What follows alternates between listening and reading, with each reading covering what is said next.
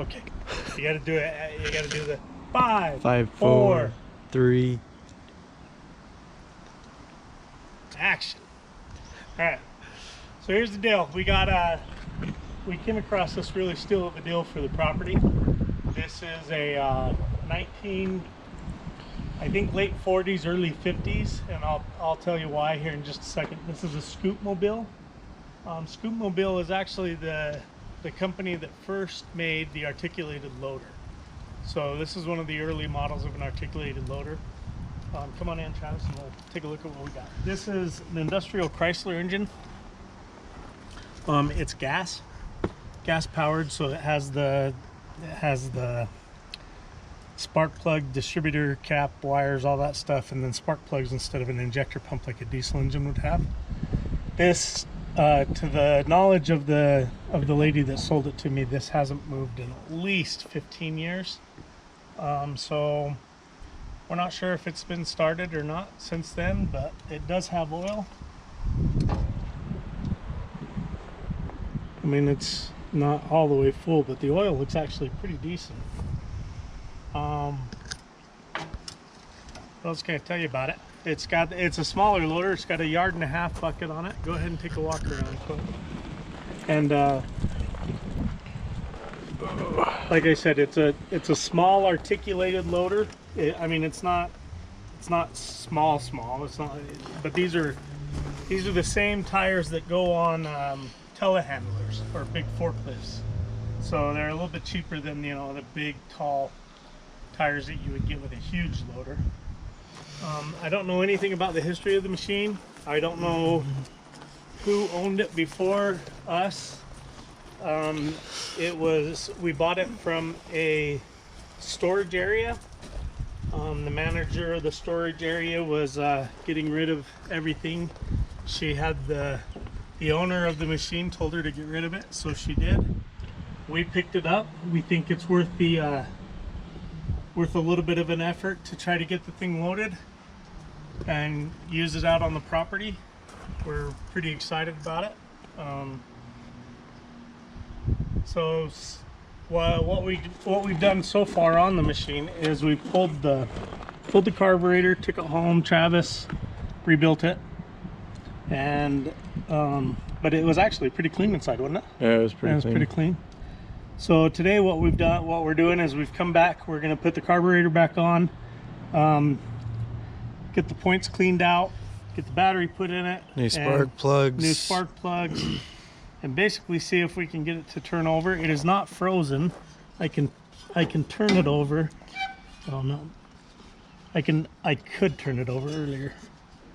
So it's hard to see, but you can turn it over. The engine's not frozen, so I think we've got a pretty good start to it to get it going. So stick around, we'll see what we can do. So this is where the battery sits. As you can see, there's no bottom in the battery box. It's the air-conditioned model of a battery box. So we'll have to fabricate something to hold the battery. But what we've done in the meantime is we've made some extra long cables. And the reason why is these cables aren't in bad shape that go to it. I mean, they're not really corroded. We could probably clean them up and get them good to go, but they're kind of short and they're really stiff, right, because of the corroded copper and because it's been sitting for so long.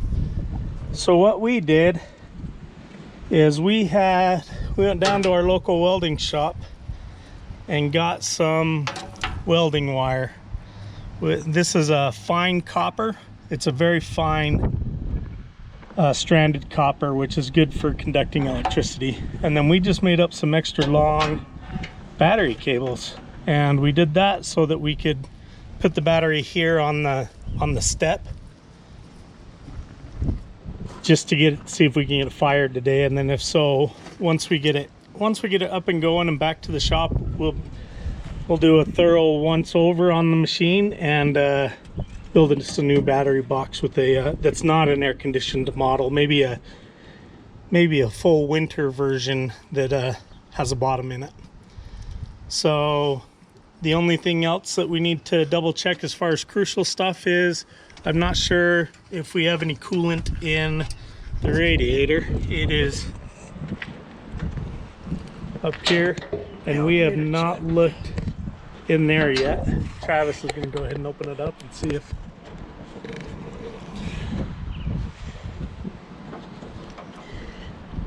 Like I said, Travis is going to go ahead and open... Oh, okay. Yeah, so from the looks of it, it does not look like there's any coolant in there. Yeah, I don't know how, if there's a little bit of coolant or not, but it looks pretty dry in there, Travis is saying, so we'll...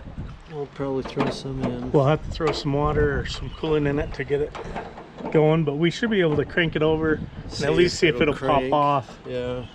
Before we worry about any of that. So, all right, so that's what we're gonna do. I'm gonna hook up a battery on this side. Travis is over here on this side. Working on the carb.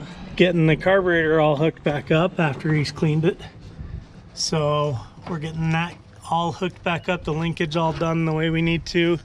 It's gonna be nice and quiet because this is the muffler. This is the exhaust manifold coming down here. And then right out here, we've got about, I would say about 6 inches of a straight pipe muffler. So it's, well, once it does pop off, it's gonna be nice and quiet. Thankfully, like I said, we're in a storage yard. So thankfully the neighbors won't be too upset at us to get it going. Because once it does start up, I'm sure it's gonna be a screamer. So, but that's to be decided later, right? Yeah. All right. We'll get to that bridge on across. Yep. All right. Well, what we found is, with our limited knowledge, this is like an old stomp starter that they had in, well, it would have been late 30s, early 40s.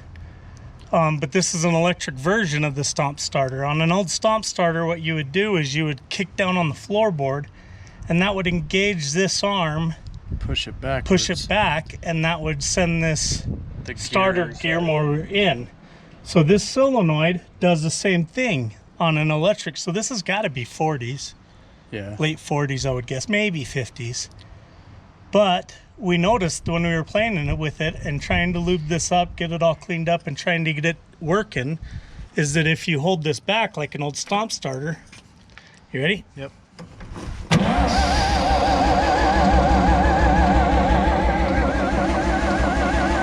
Cranking over. So she's cranking over.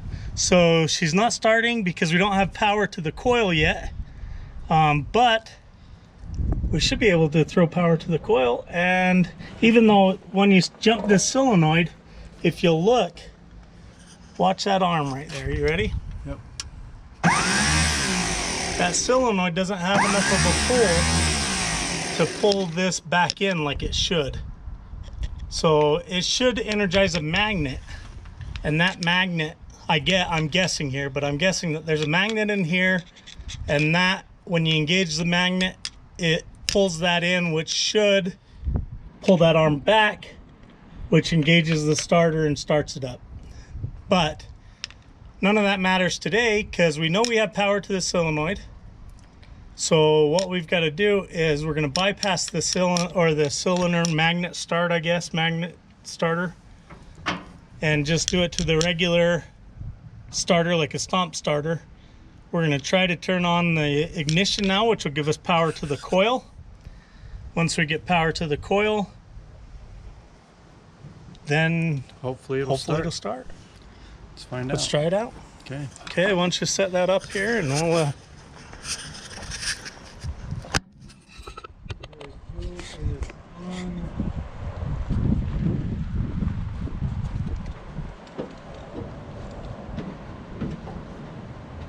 Power is on. Okay, power. Here we go. Oh, Travis, are you kidding me? Oh, I don't know if you caught that, but this thing wants to run. Holy cow. That was incredible. That was incredible. Okay, and then we like to use carburetor cleaner because it has just a little bit of lubricant in it, or so we've been told. We honestly don't have any idea. All right, that's choked. So when you're ready, okay, just slide that there back. Okay, here, go power on it, and then you video this side, and I'll run the starter. Okay, hang on, let me. Yeah, go hit power on it. Okay. So we do have some weeping from the carburetor, but you know, hey, this thing's It's got power. old. So, And the gas. and that one gasket, this gasket here we didn't have, so we're using the old one. We can remake that gasket, and then we'll make it with some gasket with some cork when we get it back to the shop. So, All right, she's got power. Okay, you ready? Let's see if she doesn't start.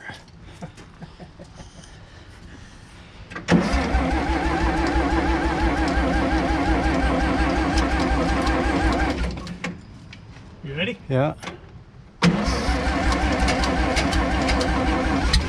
Oh. Man. Oh, I think we had it flooded. You ready? Yeah. Come on. Oh.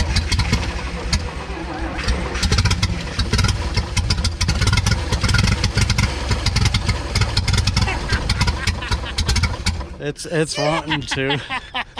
That is freaking awesome. Oh, yeah. Let's give it half choke. Yeah. See if That is awesome. Here, let me see if I can set her up. set her up. I don't know. We're new to the video stuff, so check it out. Here we go. We're going to try again. Just a little bit of a squirt because I think we're flattening out. You ready? Yeah, I'm ready.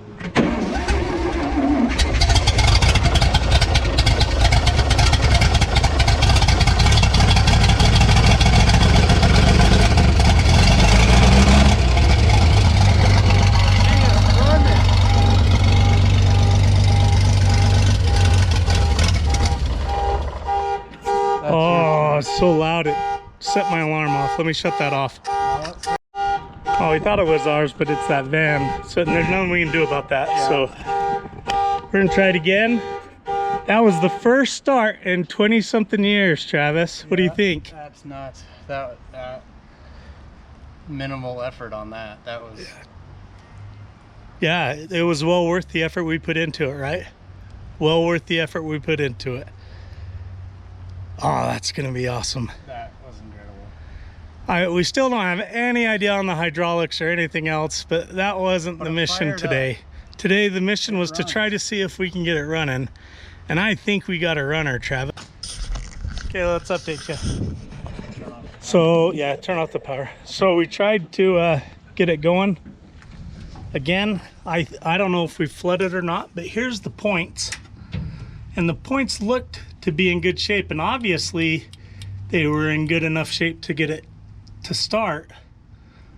But now if you look, every time these points separate right here, there should be a little bit of a spark. And if I engage it, go ahead and turn that power back on. All right. If I engage it, see if I can't do this one-handed.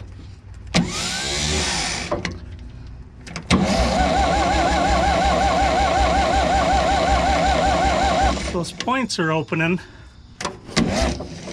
but there's not any spark in between the points. So we are going to try to clean up those points, see if we can't get spark back. Another problem or question that we ran into is I set this battery up here, and this is to show you how smart of mechanics we are. I put this battery up here, and then I accidentally hooked up the ground to the positive side of the battery, and we noticed that, and so we switched it. But I know that some of these really old vehicles may have been a positive ground, so it did start when it was on positive ground, but we flipped it, and I don't know if we should have flipped it or shouldn't have flipped it. I don't know, but we're gonna see if we can't get spark back into that distributor. We're gonna clean it out a little bit and try to fire it again. What'd you just say? I said, let's show the YouTubes what we done figured out, because we're great mechanics. Yeah, we are. Great mechanics, and we figured this stuff out. By accident. just by happenstance. So we discovered that it is a reverse polarity machine because which means that when we did the the positive side of the battery goes to ground, and then the negative side of the battery goes up to the starter. We discovered that by accident because El Padre over here reversed the battery on accident, and when we discovered that it wasn't starting and we discovered that the battery was hooked up wrong, we flipped it and we weren't getting any spark in here on the points. But then we switched it back to the way we had it, which is reverse polarity, and we negative ground. Yeah, I think that's what they call it. Oh, positive. Whatever. Either way. Yeah. So when we switched the battery back around to where the positive was ground, we got spark here. Let's show. So here, I got this. Yeah. Yep. You ready? I don't know if you guys can see that, but we have spark on the points. Whereas... Okay, you ready to give it another try? Did you turn that off? Just barely, or? No, I turned it off after it started.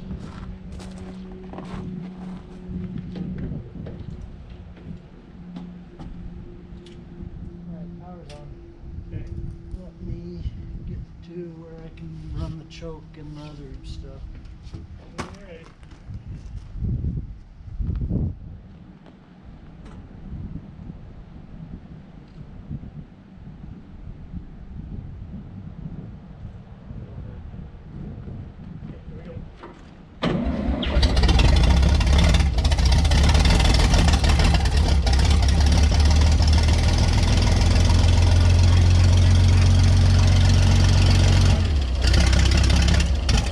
Try to keep, try to keep it running. Yep. Go again.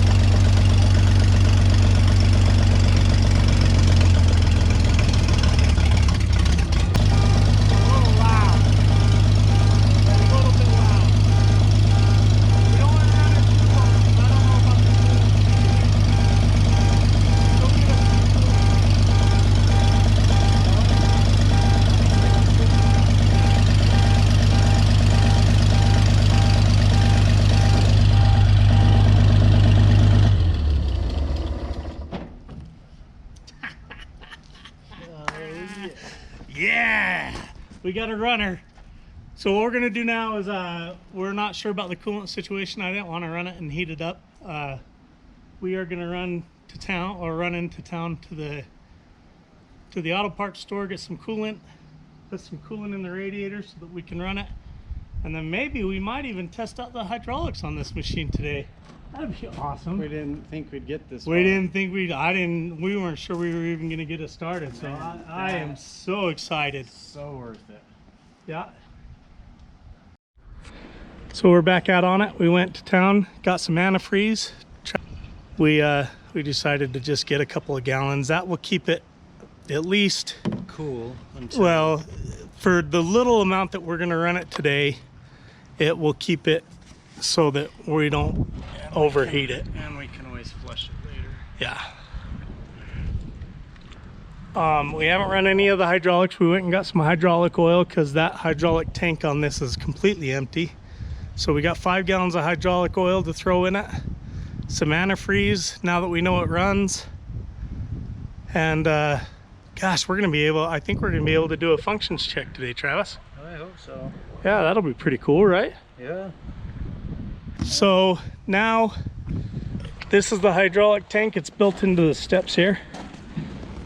which is pretty common for loaders and heavy equipment. So we're gonna pull this cap. This is the dipstick, and you can hear it. Let me see if I can be quiet enough. There's absolutely nothing in that tank.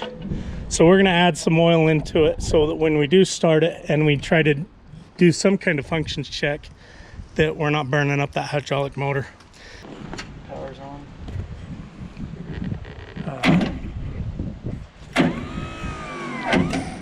Battery dead? Nope. It just didn't suck in all the way. You ready? Yeah.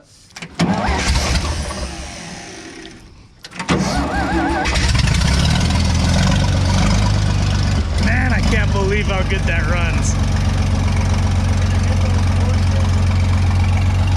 He's wondering if it's gonna hit these Porsches that are parked in front, and it is not. We're clear. Go ahead and try. So he is now just gonna try to hit the boom back, boom forward. Nothing. Try. You can try to curl. It's chained up, but you can try.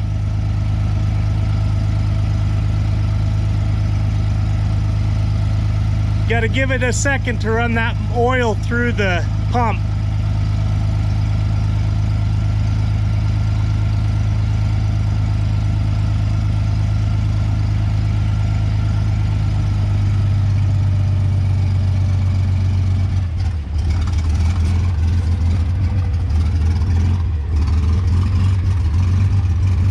Try to tilt it. Any curl? Okay, so that may be the reason that it is chained. There may be something wrong with that curl cylinder that's obviously been leaking oil. So we might have to repack the cylinder. We'll look into it, but it does lift up and down. And yeah, you can go up and down, but as you can see, I think that's why that's chained up. You can see some slop here. See that slop? I think that's because the bucket curl ram is no good. It might be losing a hose, I don't know. We haven't even looked into it yet. We just let it run for a sec. We'll walk around it, show you guys.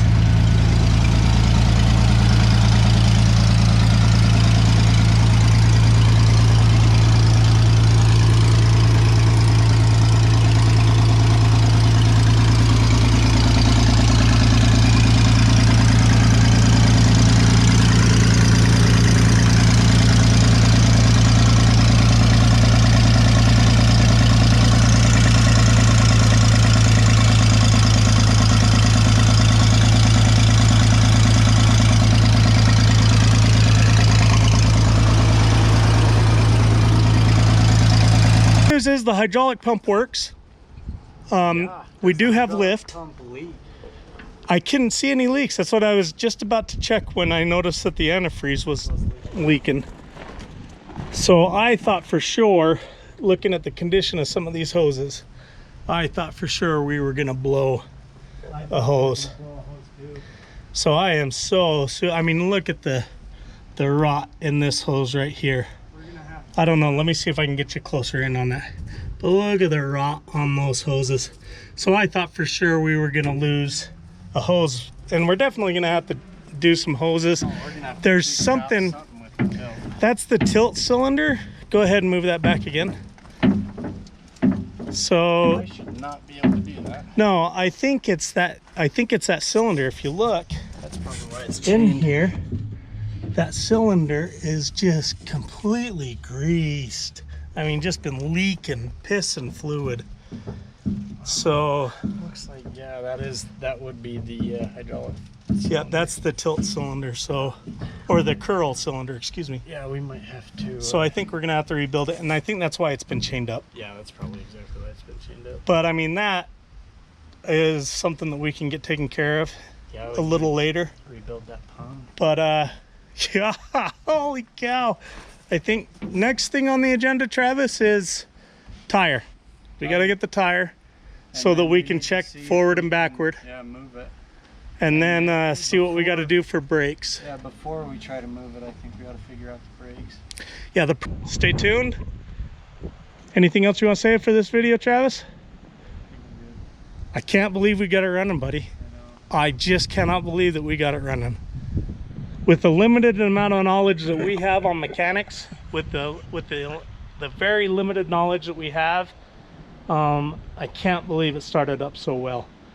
So I want to thank the previous owner, who obviously did some work before us and took good care of the engine side of this machine. There are some problems with it, but nothing that we can't fix. So thank you for the opportunity to own this machine. We are going to put it to great use, as you'll see in future videos. We've got some ranch land that we're going to be needing to do some work with and move quite a bit of dirt, so it's going to be awesome, and we surely appreciate it. Stay tuned with us, and we'll see you on the next one. Thanks, guys.